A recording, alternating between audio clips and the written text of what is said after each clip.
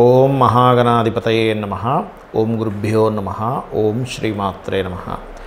పరమేశ్వర స్వరూపమైనటువంటి జ్యోతిష, వాస్తు మరియు ఇతర అనేకమైనటువంటి శాస్త్రములను మనకు అందించినటువంటి మహర్షులకి నమస్కారం.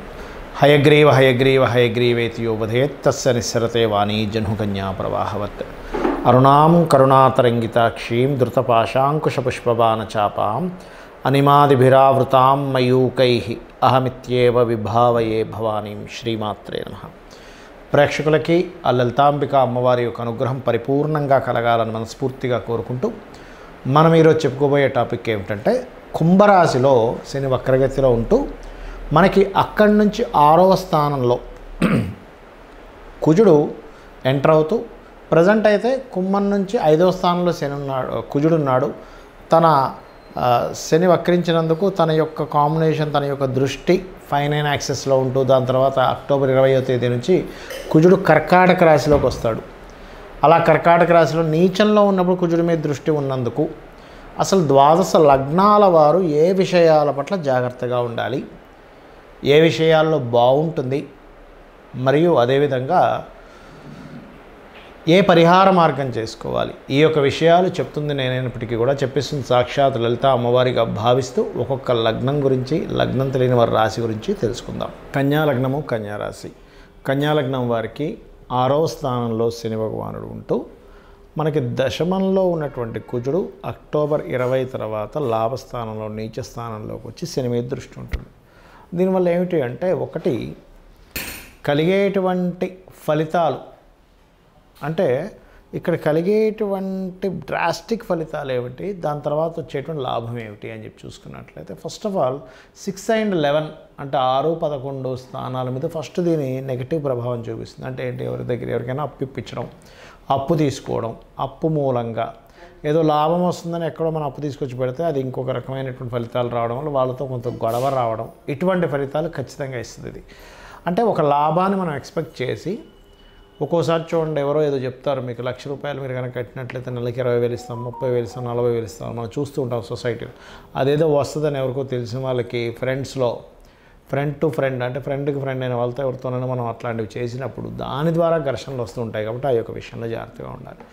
మరి ఈ రుణ సంబంధించిన లేనట్లయితే ఇట్లాంటి విషయాల్లో ఎఫెక్ట్ ఉంటుంది, కానీ ఒక మంచి ఎఫెక్ట్ కూడా ఉంటుంది ఇందులో. ఏమిటది,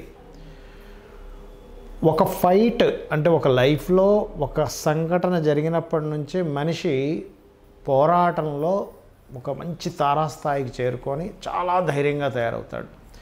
ఈ కాంబినేషన్ ఒక 5-6 నెలలు వచ్చి వెళ్ళిపోయిన తర్వాత ఈ క్రోధినామ సంవత్సరం ఎండింగ్ టైం కల్లా దీని యొక్క ప్రభావం తగ్గిపోయినప్పుడు ఏమవుతుందంటే, అక్కడి నుంచి లైఫ్లో స్ట్రాంగ్గా ఎట్లా జీవించాలి, ఒక లాభం రావాలంటే ఎటువంటి కండిషన్స్ మనం పాటించాలి, ఒక బిజినెస్లో ఒక లాభం సంపాదించాలంటే ఏమిటి, అసలు ఒక సిచ్యువేషన్ ఎదురైనప్పుడు మనం ఎలా ఉంటే ఆ సిచ్యువేషన్ అధిగమించగలము అనేటువంటి కాంబినేషన్ ఇది ఇస్తుంది. మీరు గమనించండి, కావాలంటే ఏదైనా ఒక లైఫ్లో ఒక సంఘటన జరిగినప్పుడు ఆ సంఘటన ద్వారా మనిషి ఒకటి నేర్చుకుంటాడు, అక్కడి నుంచి స్ట్రాంగ్ అవుతాడు, అక్కడి నుంచి పాపులర్ అవుతాడు, అక్కడి నుంచి ఫైనాన్షియల్ గ్రో అవుతుంది. అలాగే ఈ కాంబినేషన్ పర్టికులర్గా మీకు ఒక విషయాన్ని దాన్ని ఎలా హ్యాండిల్ చేయాలి, ఎట్లా అయితే బాగుంటుంది. అయితే ఈ 5-6 నెలలు తట్టుకునేటువంటి శక్తి కలగాలి అంటే మీరు ముఖ్యంగా గుర్తుపెట్టుకోండి, ఏదైనా దీక్ష తీసుకోండి. పాయింట్ నెంబర్ 1 అంటే నిత్య జీవితంలో ఒక దీక్ష ఎంటర్ అవ్వాలి ఈ టైంలో. సహజంగా మనకి నెక్స్ట్ నవంబర్లో అది అయ్యప్ప స్వామి దీక్షలు అవి వస్తుంటాయి. అలాగే కొన్ని కఠినంగా అంటే కొన్ని హోమాలకి అటెండ్ అవ్వడం చేయండి. అదేవిధంగా దేవతా సంబంధించిన ఉత్సవాలు ఏదో ఉంటే అక్కడికి వెళ్ళి పార్టిసిపేట్ చేయండి. శని కుజ గ్రహాల దగ్గర దీపారాధన చేయండి, వీలైతే కేతు గ్రహం దగ్గర కూడా దీపారాధన చేయండి. దీనితో పాటు ముఖ్యంగా గోవుకి బెల్లము, క్యారెట్స్ తినిపించండి, అన్ని విధాలు బాగుంటుంది.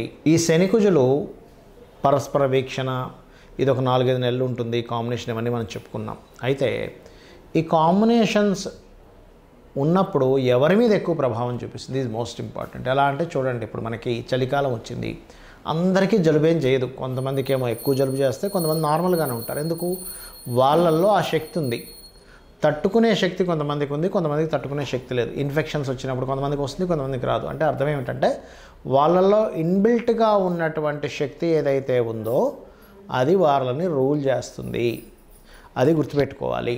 అలాగే మరొక విషయం ఏంటంటే, మరి ఎవరి మీద ఎక్కువ ప్రభావం చూపిస్తుంది, మీ జన్మజాతకంలో కనుక శని కుజుల వీక్షణలు ఉన్నా, అంటే శని నుంచి కుజుడు అష్టమంలో ఉండడం, లేకపోతే శని నుంచి కుజుడు సప్తమంలో ఉండడం, చతుర్థంలో ఉండడం, దశమంలో ఉండడం, అంటే 4 and 10 యాక్సెస్ ఇట్లా ఉన్నాయి, లేదా కలిసి ఉన్నారు, అప్పుడు మీరు మరింత జాగ్రత్తగా ఉండాలి. అదీ కాకుండా ఆ కాంబినేషన్ ఉన్నటువంటి వారు పర్టికులర్గా మహాదశ కూడా నడుస్తుంది అనుకోండి, అంటే శని కుజులు కలిసి ఉన్నారు లేదా వీక్షణలో ఉన్నాయి, ఆ మహాదశ నడుస్తుంది. కుజ మహద్దశో శని మహద్దశో, లేకపోతే ఆ రెండూ కలిసి ఏ రాశుల్లో ఉందో ఆ రాశి దశ, అంటే ఉదాహరణకి బుధ రాశుల్లో ఉంది బుధదశ వచ్చిన, కర్కాటకంలో చంద్రరాశిలో ఉంది చంద్రదశ వచ్చిన, సింహరాశిలో ఉంది రెండు కాంబినేషన్ కలిసి రవి యొక్క మహాదశ వచ్చిన, ఇట్లా ఆ రెండూ కలిసి ఏ రాశుల్లో ఉన్నాయో ఆ మహాదశ, లేదా రెండు విడివిడిగి రాశుల్లో ఉంటే ఆ అంతర్దశ మహాదశ, ఎందుకంటే అవి రూల్ చేస్తూ ఉంటాయి.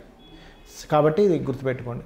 మరి కొంతమందికి ఏమండి మాకు రాశి తెలియదు, నక్షత్రం తెలియదు, లగ్నం తెలియదు, మేము ఏం చేయాలని అడుగుతూ ఉంటారు. అలాంటి వారు చేయవలసింది ఏమిటి అంటే సింపుల్గా ఏమీ లేదు. ఇక్కడ మీకు దగ్గరలో గోశాల ఉన్నట్లయితే గోవు దగ్గరికి వెళ్ళి చక్కగా మీరు క్యారెట్లు బెల్లము తినిపించండి. మంత్రం ఏం చేసుకోవాలి? లలితా సహస్రనామాల్లో ఓం అనాకలిత సాదృశ్య చుబుకశ్రీ విరాజితాయై నమః, ఓం స్కందాయ నమః, లేదా ఓం హరిమర్కట మర్కటాయ నమః, ఈ రెండు కలిపి కూడా చేసుకోవచ్చు. ఓం అనాకలిత సాదృశ్య చుబుకశ్రీ విరాజితాయై నమః, ఓం హరిమర్కట మర్కటాయ నమః, ఈ రెండు సంపుటీకరణ చేసినట్టుగా కూడా చేసుకుంటే మీకు ఆ శని కుజులు ఎవరైతే ఉన్నారో ఆ ఎనర్జీ ఫార్మింగ్ చేసేటువంటిది ఎలా అంటే, ఇప్పుడు బాగా బయట చలేస్తుంది కానీ కోట్ వేసుకున్నాం, స్వెటర్ వేసుకున్నాం, మనకు చలియదు. ఎందుకు? బయట చలి ఉంది కదండి, అంటే మీరు ఒక రక్షణ కవచాన్ని పెట్టుకున్నారు. అలాగే ఒక మంత్రం అనేటువంటిది ఏం చేస్తుందంటే ఆ ఎనర్జీని ఫామ్ అవ్వనివ్వకుండా చేస్తుంది, ఇది గుర్తుపెట్టుకోండి. అలాగే మరొక విషయం ఏంటంటే, ఎప్పుడైనా ఈ శని కుజులు ఉన్నప్పుడు ఏమవుతుందంటే మనుషుల్లో అన్నిట్లో కూడా ఒక అగ్రెసివ్ నేచర్ని ఇస్తుంది. మనుషులు మాత్రమే కాదు, మీరు పెంచుకునేటువంటి పెంపుడు జంతువుల్లో, అది గుర్రాలు కావచ్చు, కుక్కలు కావచ్చు, పిల్లులు కావచ్చు, ఏదైనా పెంపుడు జంతువులు చూస్తున్నాం అనుకోండి, అవి కొంచెం అగ్రెసివ్గా ప్రవర్తిస్తుంటాయి. అలాంటప్పుడు మనం చూడండి కొన్నిసార్లు చూస్తుంటాం, ఓ పిల్లవాడు ఎవరో వెళ్తుంటే కుక్కలు ఏవో వెంటబడ్డాయని, ఇట్లాంటివి. అంటే ఏమిటి? చిన్నపిల్లల్ని ఎక్కడికైనా పంపించేటప్పుడు పెద్దవాళ్ళకంటే ప్రాబ్లం లేదు, అక్కడ కాస్త ఈ జంతువులు ఉన్నాయి, ఈ రోడ్డు మీద ఉండేటువంటి కొన్ని ఉంటుంటాయి. ఒక్కోసారి ఆవు వచ్చే ఉన్న పొడి చేస్తుంటాయి, ఎద్దు వచ్చే ఉన్న పొడి చేస్తుంది, లేనట్లేదు కుక్కలు వచ్చేవి చేస్తుంటాయి. ఒక్కోసారి కొన్ని ఊర్లలో కొన్ని చింపాంజీలు, కోతులు లాంటివి వచ్చే వాళ్ళలో చేస్తూ ఉంటాయి. అంటే ఏమిటి? జీవజాతిలో ఆ కాంబినేషన్ అనేటువంటిది ఒక అగ్రెసివ్ నేచర్ని క్రియేట్ చేస్తుంది, మనుషుల్లో ఒక అగ్రెసివ్ నేచర్ని క్రియేట్ చేస్తుంటుంది. చిన్న చిన్న విషయాలకే గొడవలు పెట్టేసుకుంటూ ఉంటారు, మళ్ళీ ఏదో యుద్ధ వాతావరణంలోకి వెళ్ళిపోతూ ఉంటుంది. యుద్ధం వద్దనుకుంటేనే మళ్ళీ యుద్ధం చేస్తూ ఉంటుంటారు. ఇలాంటివన్నీ కూడా జరుగుతుంటాయి. కాబట్టి మీరు కనుక ఈ రెండు నామాలు రెగ్యులర్గా కనుక చేస్తూ నువ్వులు కందులు దానంగా ఇస్తూ ఉన్నట్లయితే మీకు డేట్ ఆఫ్ బర్త్ ఉన్నా లేకపోయినా మీ గ్రహస్థితి తెలిసినా తెలియకపోయినా ఇబ్బంది ఉండదు. అయితే ఇక్కడ ముఖ్యంగా గోచార గ్రహం యొక్క ప్రభావం కొంతే ఉంటుంది. మీకు ముఖ్యంగా మీ జన్మజాతకంలో లగ్నం ఎలా ఉంది, మీ స్థితి తెలుస్తుంది, మీ ధనాధిపతి ఎలా ఉన్నాడు, మీరు ఏ రంగంలోకి వెళ్తే ధనం సంపాదిస్తారో తెలుస్తుంది, మీ సిబ్లింగ్ కారకుడు ఎలా ఉన్నాడు, మీకు సహకరించే వాళ్ళు ఎవరెవరో తెలుస్తుంది, మీ చతుర్థాధిపతి ఎలా ఉన్నాడు, మీరు గృహం ఎప్పుడు ఎక్కడ ఎలా కొనుక్కోవాలి, ఎందులో బాగుంటుంది ఎందులో బాగాదు అనే విషయం తెలుస్తుంది. అదేవిధంగా మీ సంతానము, మీరు పూర్వజన్మలో చేసినటువంటి కర్మ, వివాహ జీవితము, ఆల్ ఆఫ్ సడన్గా ఎప్పుడు మార్పులు వస్తున్నాయి, ఏ ఉద్యోగంలో వెళ్తే మీరు సెటిల్ అవుతారు, ఏ వ్యాపారం చేస్తే బాగుంటుంది, మీకు ఇన్వెస్ట్మెంట్స్ ఎప్పుడు చేయాలి, విదేశాలకు వెళ్ళాలా వద్దా, ఎక్కడ టర్నింగ్ పాయింట్ ఉంది, ఎక్కడ మీరు లక్కీ నెంబర్స్ని ఎలా ఎంచుకోవాలి, ఇవన్నీ కూడా మీ జన్మజాతకంలో ఉంటాయి. అంటే మీ జన్మజాతకం 90% to 80 to 90% రూల్ చేస్తే ఒక 10 to 20% గోచారం రూల్ చేస్తూ ఉంటుంది. అంటే గోచారంలో ఈ కండిషన్ ఉంది కాబట్టి మీ జన్మజాతకంలో కూడా ఆ కండిషన్ సంబంధించి నడుస్తున్నప్పుడు మీరు జాగ్రత్త చూసుకోవాలి. అలా చూసుకున్నట్లయితే మీకు ఇబ్బంది కలగకుండా ఉంటుంది, అన్ని విధాలా బాగుంటారు. ఆ అమ్మవారి అనుగ్రహం మీకు బాగుండాలని మనస్ఫూర్తిగా కోరుకుంటూ శ్రీమాత్రే నమః.